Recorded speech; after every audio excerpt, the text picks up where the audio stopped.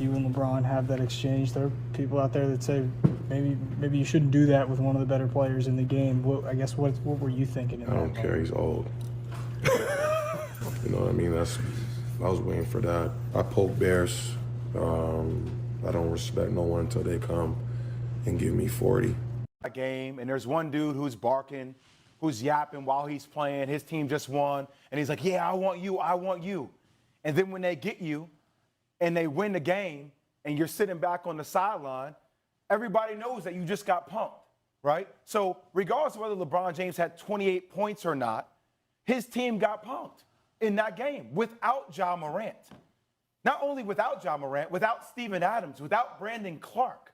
So we'll get into the lack of energy to start off the game. But to me, this is like the city of Gotham putting the bat signal up in the sky saying, we're waiting for you, Batman. We're waiting for you. Are you going to come to play? And my question is, I don't need to see passive LeBron James. I need to see the villain LeBron James from the Miami Heat days that says, okay, challenge accepted. I am going to bring it. I am going to bark back. Please, thank you for bringing the best version of me out of me on the stage that it matters the most. Now we're going back home, and now I want to see it. And AD, D'Lo, we can talk about what the rest of the team needs to do, but I don't want to see LeBron James ease himself into games anymore. That's all we talk about. Like, well, you know, LeBron lets the game come to him. I need to see LeBron James take it to the game and be aggressive right from the beginning, because basketball players, that's what we do when somebody calls you out and calls you old to the public, when we've seen LeBron James be the player we know he always is, because he's been that way this year. Go ahead, Wendy. This is a trap. It's a trap to try to get LeBron to try to want to score, because that's what the Grizzlies need to happen. Say whatever you want about Dillon Brooks. He's savvy. He's made himself a big name for a guy who's a role player, going to be a free agent. He is leading this show because of what he said. We've seen this before. I've seen this since LeBron was in his early 20s, when this was Deshaun Stevenson with the Wizards 15, 18 years ago. But in this particular case, it's a trap. This is the kind of stuff that Draymond Green has done over his career, because Draymond Green is smart. Draymond Green knows how to instigate the opponent and get it on to the Warriors' favor. Last night, the Grizzlies won for a number of reasons, but one of the reasons was that LeBron took 9 more shots than Anthony Davis. If LeBron is the focus of the Lakers' offense, if LeBron is out there trying to get 40, that favors the Grizzlies. What the Grizzlies can't handle is Anthony Davis. In Game 1, where the Lakers won, Anthony Davis took 1 more shot than LeBron. He was a dominant force, particularly at the defensive end, but they need that. So there is nobody I've ever met in the NBA who is smarter than LeBron James. So I suspect he will not fall into this, although there is some evidence in the past that poking LeBron in a playoff series can get you marginal short-term benefits. There's a couple of instances I could point out that happened with Lance Stevenson, that happened with the Dallas Mavericks back in the 2011 finals. But generally, LeBron is probably smart enough to ignore this. But in addition to just getting attention, don't mistake the fact that Dillon Brooks is making a strategy play here to put a big hunk of flesh on a bait for LeBron to ignore Anthony Davis. The Lakers can't take it. LeBron can't take it.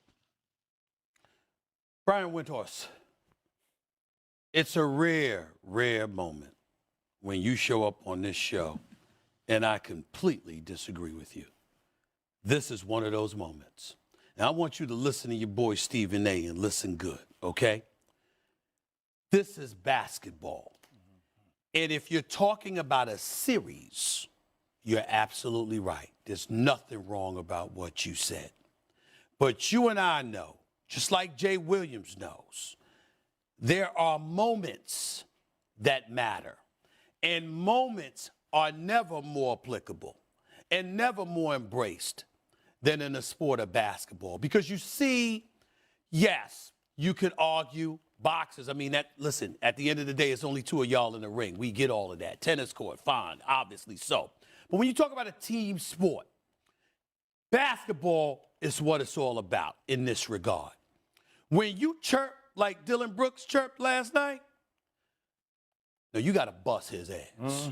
Excuse my language. You literally got to do that. Don't excuse I'm not yourself. I'm Don't not don't talking excuse about yourself. games 4, 5, 6, 7 winning the series. I'm talking about now. in a game where you make a statement and you remind them who the hell you are. And this is one of those moments if you are LeBron James. Now, I understand that you're pointing to Anthony Davis. Wendy, I want to hear that. I don't want to hear about the 9 more shots of Anthony Davis. Did you see how Anthony Davis looked last night? Did you see him? Did you see him?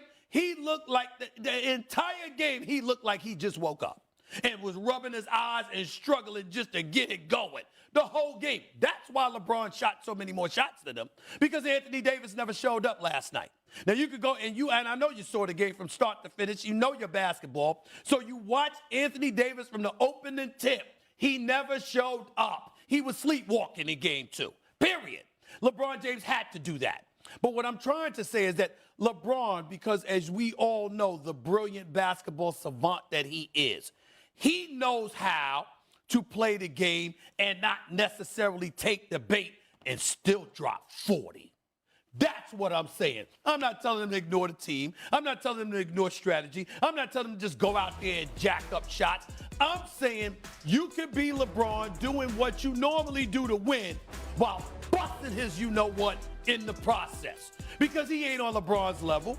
And LeBron, yes, you are old in basketball parlance, but we haven't seen somebody this old look this brilliant the way LeBron James can. As far as I'm concerned, he's been the one consistent component for the Los Angeles Lakers that has shown up in the first 2 games. And last point. Preach. Brian Windhorst, you'd have never said that about Kobe. Ooh. You'd have never said that about Michael Jordan. They were assassins, and I know they're totally different than LeBron James in terms of their mental makeup, their mental approach to it. But there are moments when LeBron has showed us, y'all must have forgot who the hell I am. Let me remind you. There has been moments in his career when he has done that. I'm simply saying, Game 3 at the Crypto.com arena, the Lakers, home playoff game, their first one of this postseason. Go out there and put on a show and make a statement. That's what I think LeBron needs to do in this game. This game. And Not the series. Wendy, can I say this game. Just with Stephen A., the trap doesn't mean that you need to come out and take 30 shots. Reverse engineering. The trap just should lead to you being aggressive 24/7 and pushing your teammates and yourself. Like, so for me, it's more the energy in which LeBron approaches the game that is the setup mechanism for him to dominate the game.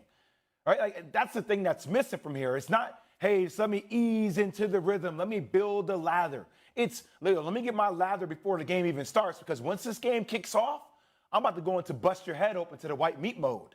And that's what I want to see from LeBron James, because I think that trickle-down effect will help Anthony Davis and will help D'Lo. All right. Okay, you guys are working as agents for Dillon Brooks right now. This is exactly what he wants.